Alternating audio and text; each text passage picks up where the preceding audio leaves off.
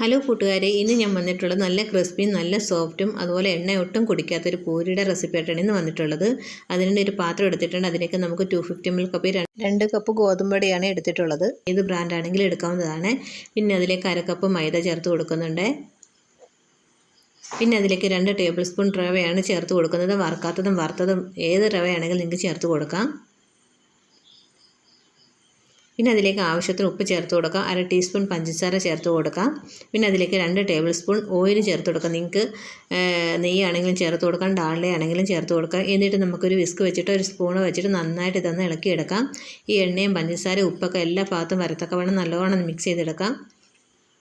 ഇനി അതിലേക്ക് നമുക്ക് 250 ml കപ്പിൽ 1 കപ്പ് വെള്ളമാണ് എടുത്തിട്ടുള്ളത്. അത് ഒഴിച്ച് കൊടുത്ത് നമുക്കൊന്ന് കുഴച്ചെടുക്കാം. അപ്പോൾ ഓരോ പൊടിക്കും വെള്ളത്തിൻ്റെ അളവ് വ്യത്യസ്തമായിരിക്കും. അതനുസരിച്ച് നിങ്ങൾ വെള്ളം ഒഴിച്ച് കൊടുത്തൊന്ന് കുഴച്ചെടുക്കുക.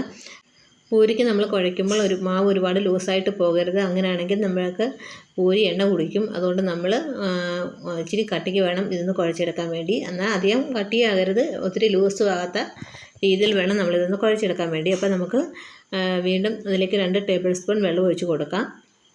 അപ്പോൾ 250 ml കപ്പിൽ 1 കപ്പ് വെള്ളവും 2 ടേബിൾ സ്പൂൺ വെള്ളമാണ് എനിക്ക് ആവശ്യമായിട്ട് വന്നിട്ടുള്ളത്. അപ്പോൾ നല്ലോണം നമുക്കിതൊന്ന് കുഴച്ചെടുക്കാം. കുഴച്ച് നല്ല സോഫ്റ്റാക്കി എടുക്കാം.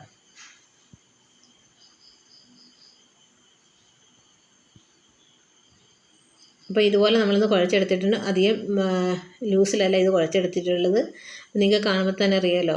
ഇനി നമുക്കിതെല്ലാം ചെറിയ ചെറിയ ബോൾസാക്കി എടുക്കാം. നമുക്ക് എത്രയാണോ പൂരിക്ക് വലിപ്പം വേണ്ട അതനുസരിച്ച് നമുക്കിതെല്ലാം ചെറിയ ബോൾസാക്കി എടുക്കാം. ഇതെല്ലാം ചെറിയ ബോൾസാക്കി എടുത്തിട്ടുണ്ട്. നമുക്കിതൊന്ന് പരത്തിയെടുക്കാം. ആദ്യം നമ്മൾ കൗണ്ടർ ടോപ്പിലേക്ക് ഞാൻ കുറച്ച് ഓയിലൊന്ന് തേച്ച് കൊടുത്തിട്ടുണ്ടായിരുന്നു. എന്നിട്ട് ഇതുപോലെ ഒന്ന് പരത്തിയെടുത്ത ശേഷം നമുക്കിതൊന്ന് പരത്തിയെടുക്കാം. ഇത് പരത്തിയെടുക്കുമ്പോൾ അധികം കട്ടിയാകരുത്, എന്നാൽ തീരെ നൈസും ആകാത്ത ഇടത്തരം രീതിയിൽ വേണം നമ്മളിതൊന്നും പരത്തിയെടുക്കാൻ വേണ്ടി. അധികം കട്ടിയാകരുത്, തീരെ നൈസായിട്ട് നമ്മളിത് പരത്തിയെടുക്കരുത്. മീഡിയം കനത്തിൽ വേണം നമ്മളിതൊന്ന് പരത്തിയെടുക്കാൻ വേണ്ടി.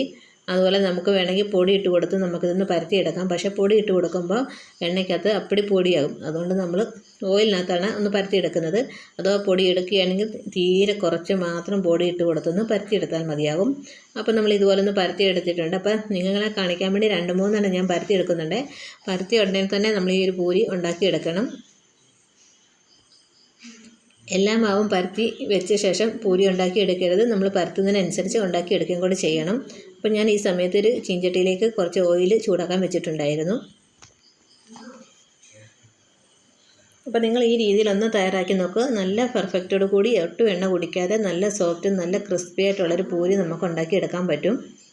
അപ്പോൾ 2-3 എണ്ണം ഞാൻ ഇതുപോലൊന്ന് ഓയിലൊക്കെ തേച്ച് കൊടുത്തൊന്ന് പരത്തി എടുക്കുന്നുണ്ട്.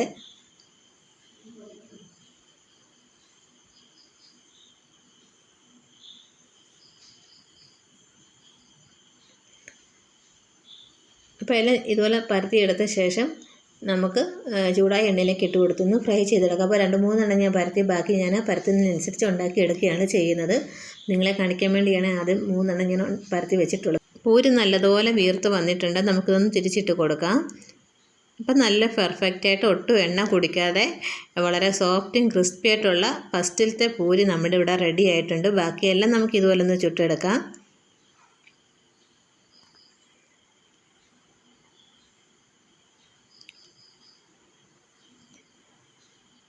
എൻ്റെ വീഡിയോ എല്ലാവർക്കും ഇഷ്ടപ്പെട്ടെങ്കിൽ എൻ്റെ ചാനലൊന്ന് സബ്സ്ക്രൈബ് ചെയ്യുക. തൊട്ടടുത്തുള്ള ബെൽ ബട്ടണിൽ ഓൾ എന്ന ഓപ്ഷൻ എനേബിൾ ചെയ്യുക.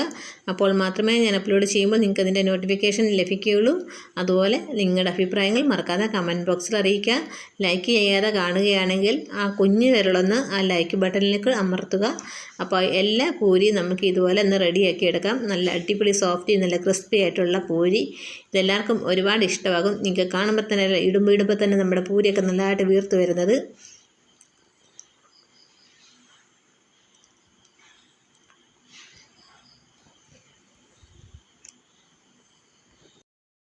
അപ്പോൾ നമ്മുടെ പൂരിയെല്ലാം ഇവിടെ റെഡി ആയിട്ടുണ്ട്. നല്ല സോഫ്റ്റാണ്. അപ്പോൾ നിങ്ങൾ തീർച്ചയായിട്ടും ഇതൊന്ന് ട്രൈ ചെയ്ത് നോക്കൂ. ഒട്ടും എണ്ണ കുടിക്കത്തില്ല. അപ്പോൾ നിങ്ങൾ ഈ രീതിയിലൊന്ന് തയ്യാറാക്കി നോക്കൂ.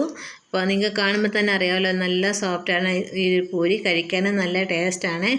അപ്പോൾ ഇതൊന്ന് ട്രൈ ചെയ്ത് നോക്കുക. അപ്പോൾ നല്ല അടിപൊളി റെസിപ്പിയായിട്ട് നമുക്ക് വീണ്ടും കാണാം. Thanks for watching my Unnikichus curry world. Bye, Tata.